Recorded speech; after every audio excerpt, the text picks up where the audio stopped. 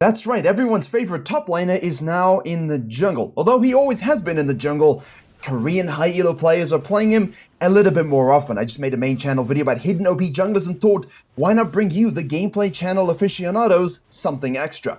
Now, we have the Grandmaster at Arms in Grandmaster in Korea, and we're going to showcase to you a bit more of a quick-paced game from the JAX's perspective, because as we all know, JAX scales nicely. JAX is pretty damn strong overall once he gets Divine Surrender, once he gets Shojin.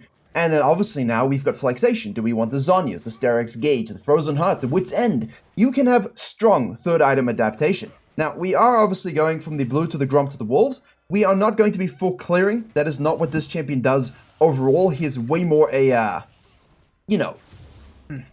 he's gonna cut in front, like he's a tempo jungler, right? Like you're not a ganking jungler, you're not necessarily farming jungler, you're just a jungler that enjoys trying to get tempo advantage in whatever form that takes. Brand new model, looks pretty damn good. I had a lot of games that I found with skins where, they were kind of often on games, not great. This one, baseline skin, guy is one of the best JAX players when he actually decides to play JAX. He plays a bit of everything. In Korea, 62% win rate or so.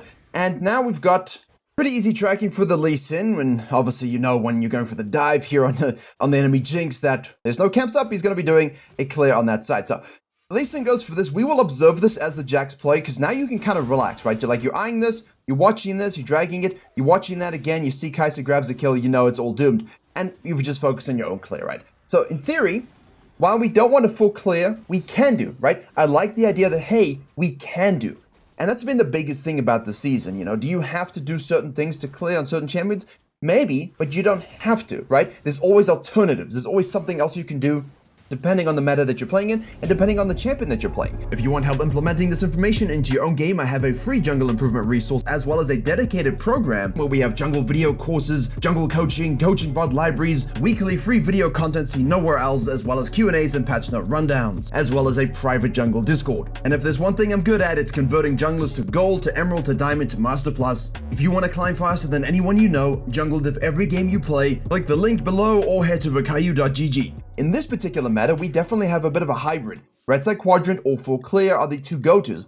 Look at this, 330, the crab spawns were here. We have a smite up. Could we have been faster without the smite? Yes. So what does that mean for you, the person playing JAX jungle? It means if the enemy jungle like the Lee Sin is on the other side of the map, you don't need the smite, right? Lee Sin shows up here at this stage, Renat is roaming. If you know they start at top side or they are bottom side, doesn't really matter, then you can very easily just smite the, not playing. Then we can very easily just go ahead and smite the Krugs, go for your top lane ganks, and be relaxed about taking the scuttle. There's no contest. Also, you can set up and be patient for a 2v2, but in this case, we know the Lee Sin did red side quadrant, we know he went down to the bottom side, we know he's on the top side, so we're relaxed, we're not stressed.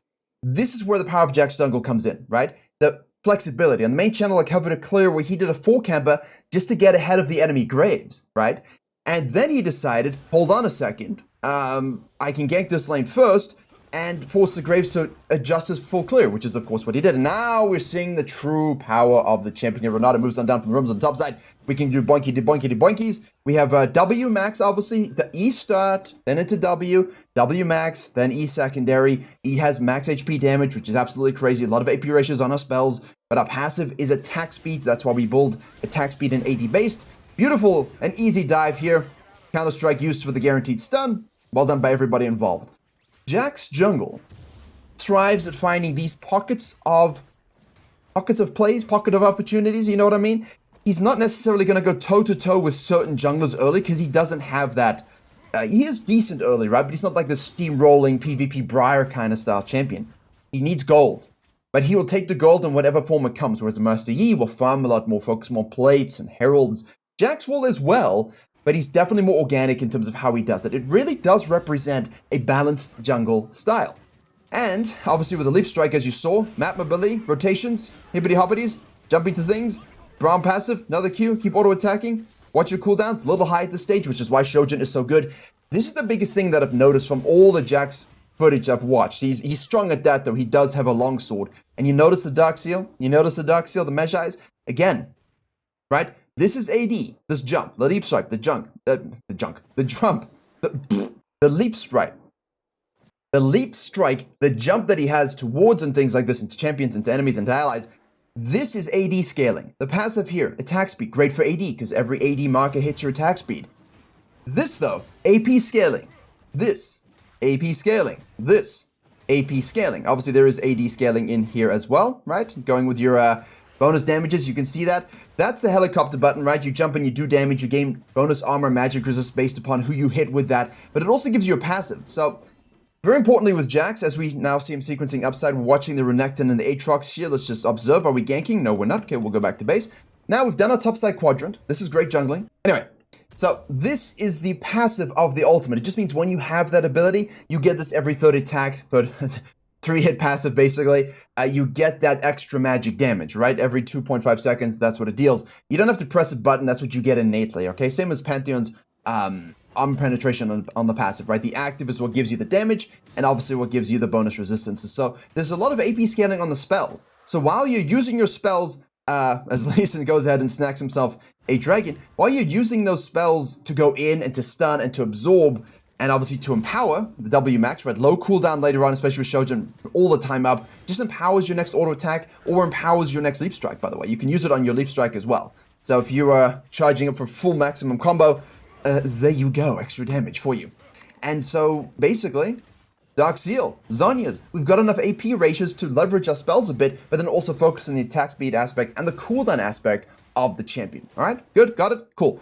So basically we did a full clear here, which is atypical at this particular stage. The Lee Sin does go ahead and snack some stuff up, snack the dragon here, not snap the dragon, and we watch the Ziggs move on down here. So let's see what power we can now put onto the map. But I feel a 15 CS lead plus 2 kills is exactly where you want to be. You might be down in CS, but you definitely want to try be up in kills. We're leap strike, we're stun, we have auto attacks, it's brilliant, it's easy. It's so straightforward, right? It's so straightforward to execute. It's just about fluidity, knowing what you need to do, and really making the best jungle decision that you can. So, hey, I'm going to do blue Grump Wolves, potentially Raptors Red, and then, I think I'll gank top lane, right? Like, maybe that's the plan, because I'm slower, and then I can take the Scuttle Crab easily. Cool, right? But then the Lee Sin does a 3-camper here and dives bottom lane. You're like, no, I don't have to stress for that Scuttle Crab, do I? I can just take the Krugs, take the Scuttle Crab, go back to base, so now I can gank bottom lane, because Lee Sin's on the top side. Then I can, fall back to my camps as necessary, unless I see a gank, which he did, and so he does, and then I can clear this quadrant up, and reset and go down for Dragon, if it's available, ganks, more camps, So it's really just about a balanced approach. Now, we are leaving the base here because we have the Sheen item, super huge, and the Warhammer item, super huge, and 5 stacks on our Dark Seal with a 201 KDA. I just wanted to go back because the Lee Sin shows himself here, right? They're all coming for the Herald, obviously. Nice balanced jungling, as we were just talking about. But Lee Sin shows up here, not really thinking about who else could be here, not tracking the Jax properly. And therein is the power of that surprise kit. Surprise! As he does. Q is now at 6.67. This is at 4.17. This is going to keep getting better for us. E has great scaling, right? Like 13 to 8, 12.5 to 7.5 at current haste. There you go. I was looking at this beforehand because I made the main channel video. So you can see why Shojin's pretty damn good with these things. But at the same time, the Lee Sin revealed his strategy, revealed himself, and all Jax did was say, right, I don't really want to go fighting you 1v1 at this particular stage. I just want to infuse myself, game control myself, get myself a little bit fed, help my lanes a bit. And so I'm going to look for those pockets that you've given me. And the Lee Sin now, it's really disrespectful, right? Why are you playing around Herald side? Like, you took Dragon and lost the opportunity for Herald, right? You lost that opportunity. You face check Herald here, and then you come back to the same side because your quadrant is not clean. And that's the whole point of focusing on your quadrant clears, and that's the problem with a lot of people. Their sequencing is off, and that's what Jax is really punishing. And also, you notice the ghost, right? No flash. That's because Q is on a very, very low cooldown for the context of how his abilities work, and also when he has Shojin. So, get movement speed, because the one thing that Jax can have happen to him in certain comps, not a lot of comps, in certain comps, is to be kited. So, you see that there as well? Did you see that? Auto attack W, it's an auto attack reset. Does it even say it here? I don't think it says it. It says it on the wiki. It doesn't say it in game. There's so many things that aren't said in game that newer players could use, like that. Because you don't know, most abilities on champions, they all have some ability that's an auto attack cancel, but wouldn't it be nice to have it stated in the kit for you? I think it would be, but So now the Lee Sin is roaming to the mid lane. Let's see what happens here exactly while we're stuttering it up. Braum roams, Lee Sin shows, and a double kill is gained for the blue team. Gold lead 200 gold. Well, 200 gold for the JAX team, but mostly on the JAX. He's at 5.1 to the 3.9. I just love how smooth it is. You know, how smooth he's playing. Simply reading the map, and the kit offers everything necessary when you need it. So do I need to farm for a little bit? I can do that. Do I need to gank for a little bit? I can do that. Do I need to dive? Yeah. Objectives? Got you. Do I need to engage for my team with a mega stun, activate my ultimate, do some damage, gain some bonus stats? You can do that too.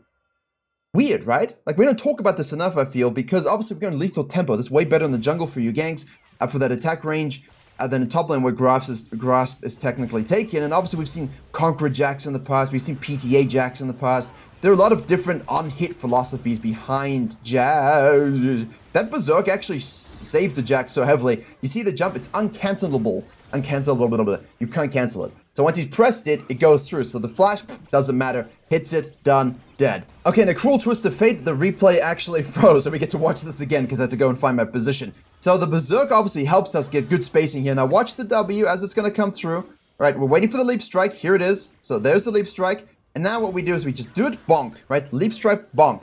And the thing is, it gains bonus attack range as well. And that's why it's huge. So when people say, could you not have just used your W into your Q?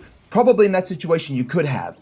But you also know that you're getting the guaranteed dash, the guaranteed damage, and that the empowered auto attack after, which has extended range. So it's just like a smooth combo, right? QW bonk, and there you go. But that is a way you can do it.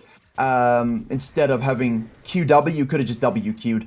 But it is the way it is. Now we activate the Herald here. Dragon is going to be spawning.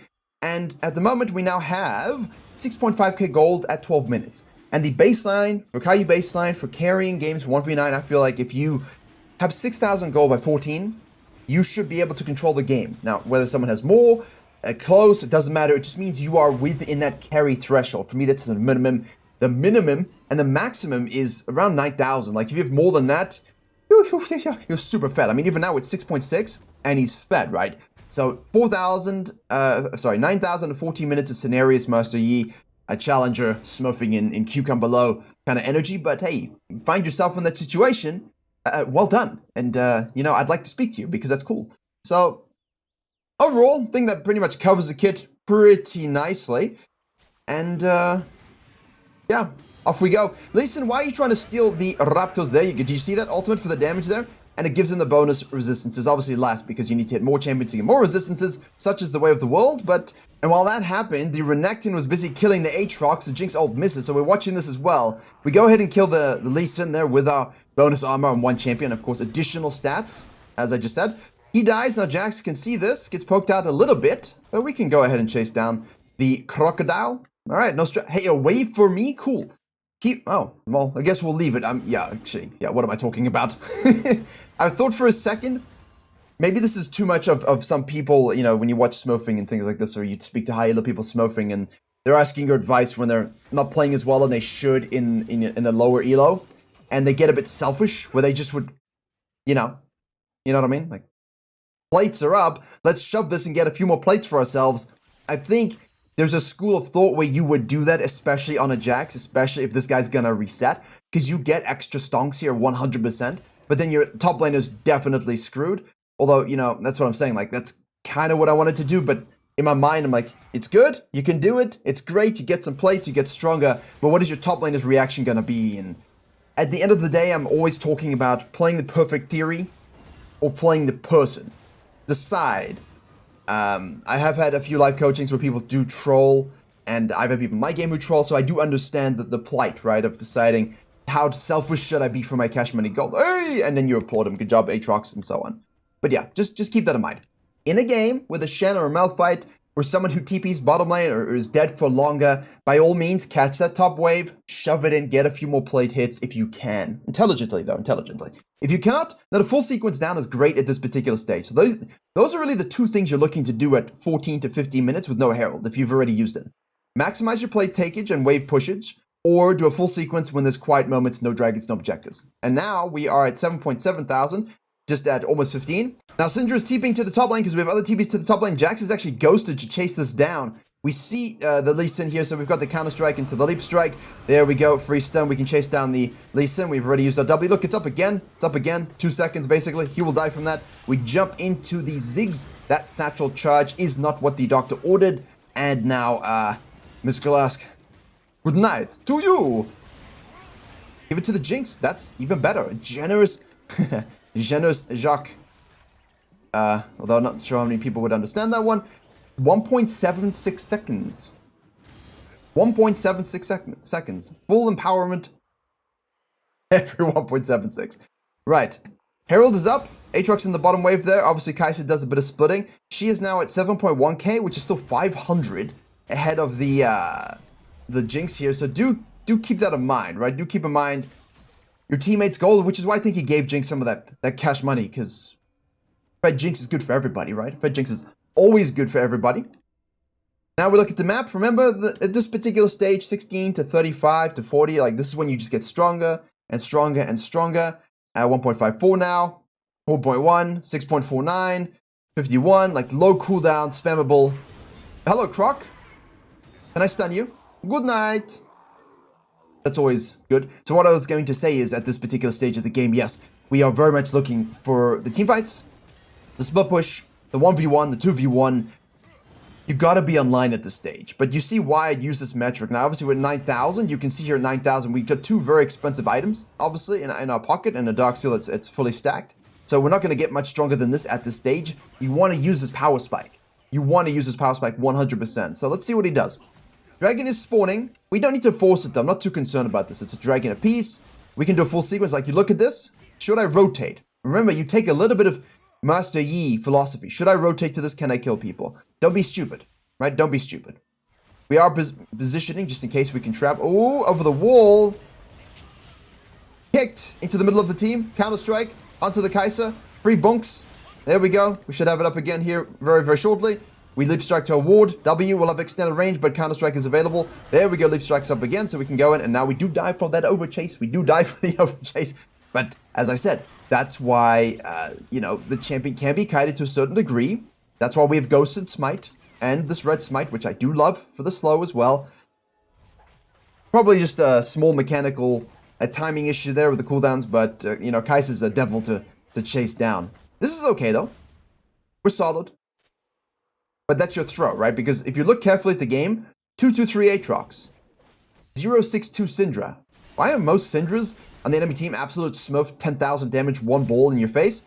And then on your team, they have gazillion balls in their own face and they can't see the game. Like, it's just really odd, in my opinion. In my team Syndra, their team Syndra kind of syndrome at this particular point. Syndrome. It's just weird. You know, 5.8. There you go. I mean, we'll take it at that stage, but Renekton's not exactly the most based player either. But JAX is. JAX is. I mean, he has a good win rate on JAX for a jungler. Like, I know the champion's strong, but he's still only, what, like 0.9, 0.7% pick rate and 50%, 51% win rate. So he's got good data, but it's definitely got downsides, as you see. It's almost like, you know, if you want a champion that can be good at everything in the jungle, you pick Virkayu, right? You pick Virkayu, it's just way better for this purpose. Now you see the counter-strike over the wall onto the target we want to kill, which is the Kai'Sa. Then we turn back onto the Ziggs. We get our attack speed passive ramping up. Free W. We didn't even use a W in the end. We just auto-attacked them all to death. And that's why you like this one. That's why you like this one. You see this? There you go. Very, very nice. And lethal tempo allows you to break that attack speed cap very, very briefly. What's our uptime on this so far? We're leap striking. Uptime 47 seconds. That's a lot of uptime. Not bad. For a 19-minute game, pretty good. Here we go again. Obviously, be wary of the Gore Drinker abuses. I mean, a Divine Sundry is a good item, but it's not... Okay, so you can't see it. Match history is always below, but 2.3 damage bonus and 2.3 healing bonus. I still like this item on Warwicks and Jaxes in the right comps here. Renekton, Lee Sin, we're able to stick to them, and we're able to actually get a lot of benefit from it, you know? The Braum helps us stick to people as well, and the Ghost helps us stick to people as well. When you're getting kited way too much, it becomes more of an issue, but in Jax's case, because of Leap Strike and Shojin, you don't really have the issue of like a Warwick where you struggle, or a Volibear where you can struggle to get onto people. So, Dragon, of course, taken again, we saw that, now we've got another pick, and we just go for the Baron. 12-1-6, he's controlled the sub methodically. So, as I said, if you are looking to play TP on the top side, let's have a look here before I carry on. Kaiser W misses. Gone for the Rage Blade build with the Storm Racer. Not a fan. The Storm Racer, actually, I do like. I won't lie. As you all know, I do play Kaiser, but I do prefer the... I've never liked the Rage Blade. Honestly, on any champion I've ever played when it's been a thing. This year, last year, 10 years ago, I've never liked their playstyle. I like more spellcasting and a little bit of attack speed versus total spellcasting or a lot of attack speed. On my ADs, specifically. With Zyra and mages, obviously I love them, so spellcasting it is. Here we go! Counter-strike! Dead! W! Bonk! You can't do that! You can't do that! I'm a JAX! I have all these items! What do you think you're going to do here? You know? There you go. 2W, bonk, easy. It's basically the way to do it, but with the cooldown being this low, just spam it. It's a spammable spell. But the Kaiser goes into the back line, it's just line post to the face. I will W you, and you will die. Kind of like an Evelyn. Anyway, so back to the caption point that we had. You know, if you want to be good at, if you want to have a jungler that's good at, you know, everything, you play Viego. But JAX gives that same energy, doesn't it? That same late game energy, but more macro positioned and definitely less good at certain things from a jungle perspective. But I mean, he closed a little slower than a Viego, but not much slower, you know? And it's a similar sort of vibe. So if you play Viego and you miss a little bit of the direct map scaling, then this could be something you can break out. Obviously, Viego's high map scaling is from his E versus, you know, actual jumping on stuff. But I find that Hecarim players, Kayn players, and Viego players spam their champions because they get addicted to the fact that they have an E, basically. All three of them have an E. Nice Renata disengaged there, but it doesn't really matter. We got the bonk. We have the counter-strike into a leap strike. No, he died super quickly. See how fluidly he leap strikes to his warders as well? That's why he doesn't get the scanner. Another downside. Another downside. You do have to factor that in, but exquisitely balanced game. Solid reads on the Lee Sin. Lee Sin just did not have any impact. They're all just, yeah, they've accepted the L at this point. You know, it's finding these advantages that strong junglers might give up, or, you know, that weaker junglers really make naked to you, and abusing it. And if you can do that on your JAXs of the world, you can without a doubt smurf it up in Korean high elo, whatever elo you play in. A little bit messy from me, apologize, it's been a long week, but hopefully you enjoyed and learned something. Try the JAX out, see how it goes. He's got T1 in the name. I had to wear the T1 jersey before the finals because I don't want to seem like a chump afterwards. And, you know, win or lose, there you go. It is what it is. Cards on the table. So see you all in the next video.